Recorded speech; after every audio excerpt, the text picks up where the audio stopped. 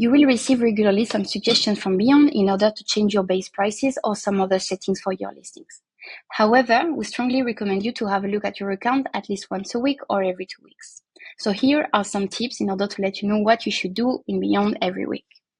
The first thing we recommend you to do is to have a look at your Insights dashboard. This way, you can know a bit more the situation for all of your listings or for some specific listings that you can select from the filters. Here, for instance, I know the total revenue for the next 12 months, here, for instance, and I can compare with same time last year in purple. I can know this way if I'm pacing ahead or behind this last year. In this case, it looks like I'm pacing ahead for August, but I'm pacing a bit behind for September. And I have the same thing for occupancy, so I know I'm a bit late in terms of occupancy this year compared to same time last year. I have also other way to analyze the performance, like ADR, RevPAN, and other metrics, but you can simply first focus on these two ones. After that, you can have a look at the booking pace. So for instance, you can go on by booking dates, you can put the calendar year, and you can select weekly to have the weekly figures for your listing. So this way, for instance, if I remove last year, I can see what I received in the last weeks. So now I know that last week on the 12th of August, the week of the 12th of August, I had a revenue of 3,000 euros and I had 16 bookings. So it allows me to know if I'm receiving a lot of bookings, if the revenue is good, or on the contrary, if it was a more complicated week like this one, for instance. Once I know the general situation, I can go a bit more into details with my dashboard.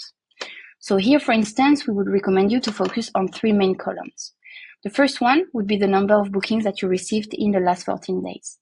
Actually, you could also have for the last 7 days by clicking on custom columns and selecting the column. Here, for instance, I can sort and see the ones that are receiving a lot of bookings. So if I have a look, for instance, this one, after that, the first thing I want to do is to have a look at the occupancy. So here I had a lot of bookings, but my occupancy is quite low because most of these bookings came for the very short term.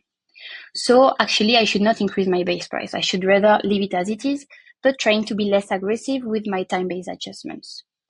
On the contrary, here I received a lot of bookings and my occupancy is quite high already. So this is probably a good scenario to increase my base price by 5%. I can also leave it as it is if I want to have even more occupancy.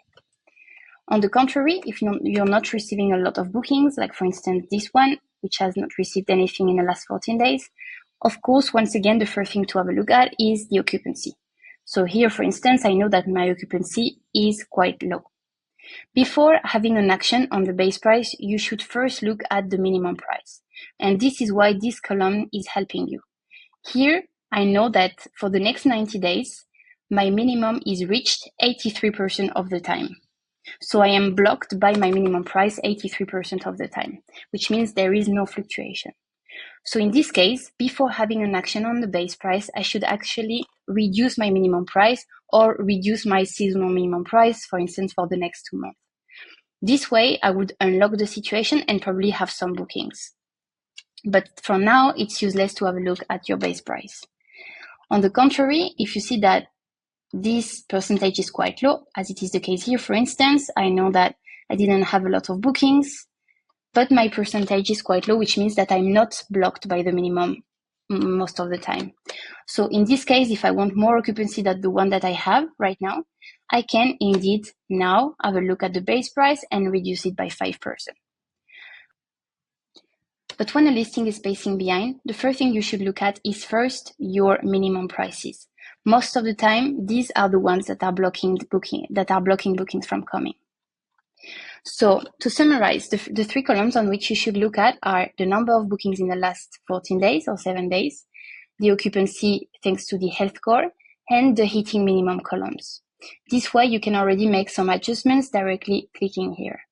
If you want to get a bit more into details and to know what's really happening for one specific listings, of course, do not hesitate to enter on the calendar and to have a look at what's happening.